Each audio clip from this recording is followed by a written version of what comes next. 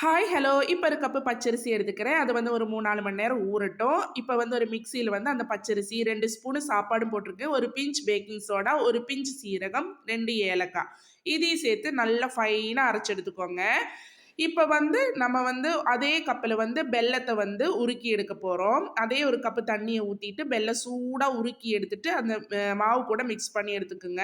அதுக்கப்புறமா ஒரு கடாயில வந்து 3, 4 ஸ்பூன் எண்ணெய், 1 ஸ்பூன் நெய் ஊத்திட்டு, தேங்காய் வந்து சின்ன சின்னதா கட் பண்ணிட்டு, அதையும் வறுத்து எடுத்துக்கோங்க. அதுக்கப்புறமா அந்த எண்ணெய வந்து இப்ப வந்து ப்ரீ ஹீட் பண்ண குக்கர்ல வந்து ஊத்தி நல்லா தடவி விட்டுட்டு, இந்த மிக்ஸ் அதுல ஊத்திட்டு, தேங்காய் கொத்து சேர்த்துட்டு, மூடி வச்சுருங்க. இப்ப வந்து வெயிட் எதுவுமே போடக்கூடாது. 3 நிமிஷம் ஹை ஃப்ளேம்ல வச்சுக்கோங்க. அதுக்கப்புறமா 15 நிமிஷம் வந்து இந்த மாரி சிம் பண்ணி வேக வச்சு எடுத்தா சூப்பரான கலத்தப்பம் ரெடி ஆயிருச்சுங்க. கேரளா ஸ்பெஷலுங்க.